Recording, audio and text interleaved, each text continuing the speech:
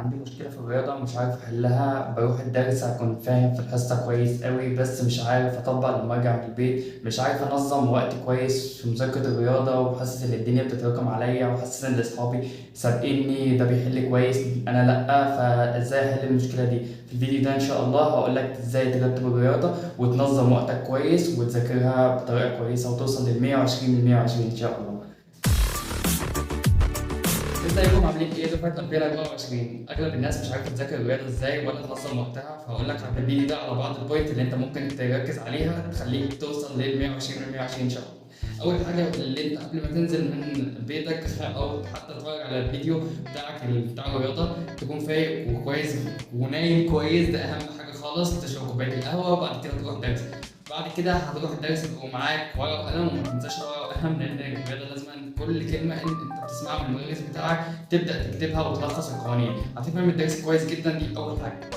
تاني نقطة بقى، وانت لو بتتفرج مثلا على فيديو رياضة فالمدرس بيحل معاك أسئلة على مثلا السبورة، بيديك وقت مثلا ان انت تحل السؤال، وانت بتحل تبدأ معاك ورقة تبدأ تحل بيها الأسئلة اللي هو بيحلها، وده شيء مهم جدا. تبدأ تشوف الأسئلة مثلا المحلولة تبدأ تحلها تاني. لو انت في الدرس المدرس بتاعك بيحل معاك ابدأ حل، ما تتكسفش، سواء كانت أسئلة سهلة انا عارف اجابتها حل واغلط واتعلم تاني، ده مش هيقلل منك، بالعكس ده هيزودك ويخلي المعلومه تثبت بطريقه كويسه جدا. حل الواجب في يومه ده هيفرق معاك، ده عن تجربه شخصيه. لما تحل الواجب في يومها يكون لسه المعلومات اصلا انت لسه ما نسيتهاش، اما انت مثلا تحل يعني الواجب في يوم قبل الدرس ولا حاجه يفوت عليه تاني يوم وتالت يوم تبدا اصلا انت تسترجع المعلومات وتنسى معلومات، فالموضوع ده هيفرق معاك جدا، وهتشوف تطور مستواك ما بين يعني مثلا الف لراح بقى ي. فالموضوع بعيد خالص عن اللي انت تحل الواجب في نفس اليوم او حتى تحله قبل الدرس بيوم، ده الموضوع ده يفرق معاك قوي.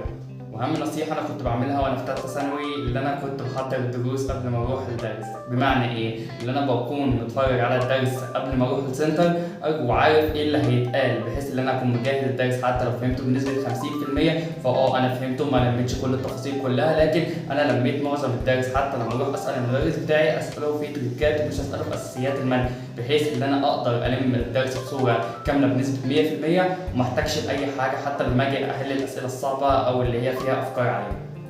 تعالى على نفسك شويه وحل كتاب المعاصر، هيفرق معاك كتير جدا. ابدا حل من اول سؤال واحد لحد السؤال ال30 او ال50 حسب ما هو موجود في الكتاب. ما تحلش الاسئله الصعبه او الاسئله بتاعت المستويات العليا لان هي مش وقتها خالص، احنا لسه في بدايه السنه، فما تضغطش نفسك ولا تتعب في الحاجات دي لان هي لسه هتتحل في اخر السنه قبل ما يكون مستواك عالي. واحده واحده واحده، مش بناخدها خطف، يعني هي الموضوع واحده واحده بس. ابدأ حل السؤال اللي يقف معاك، اسأل مدرسك، ما تتكسفش من أي حاجة، اسأله هو جاي يساعدك مش يكون عائق عليك. واهم نصيحه احب اقولها لك، ما تروحش لمدرس لمجرد اللي هو مشهور او عنده طلبه كتير، ممكن الطلبه دي ما تكونش فاهمه. على العكس لو انا بروح لمدرس مش مشهور بس بيشرح لي محتوى صح، محتوى علمي صح، اقدر افهم منه، اقدر اتواصل معاه، مش هستنى لحد ما يخلص وبتاع. لا انت كده مش هتستفاد حاجه. حتى لو انت بتتابع اونلاين فاختار الشخص الصح اللي يقدر يتابعك صح وتقدر تسأله يرد عليك، يتواصل معاك، يعمل لك امتحان، يركز معاك في كل ده. تفاصيل الرياضة الكتير دي لازم تكون انت محاوط بيها. اي اسئلة انت عايزها او اي اسئلة مثلا في كتب خارجية عندك اليوتيوب، ادخل ابحث عن الدرس اللي انت عايزه، كل ده هيجي لك من غير ما تقعد تسأل المدرس او تبعت له لسته من الاسئلة لان هو هيكون صعب ان هو يرد عليك. فانت تبدأ تبحث عن الحاجة، دور بنفسك واتعب. انت في علم الرياضة يعني ان شاء الله هنكون مهندسين كلنا، فادخل واتعب ودور على كل اللي انت مش عارفه باذن الله هتلاقيه. الرياضه مش اللي هي صعبه، الرياضه هتلاقيها حلول، على عكس مثلا الاحياء. انا لا كنتش بحب الاحياء فدخلت علم رياضه، فعلم الرياضه فكرتها اللي هي كانت كويسه وتقدر توصل لها حلول وتفكر فيها بس.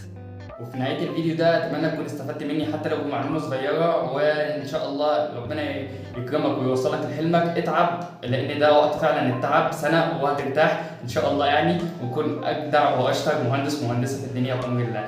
ولو استفدت بالفيديو ده ما تنساش تعمل لايك وسبسكرايب عشان يظهر لك الفيديوهات التانية. السلام عليكم.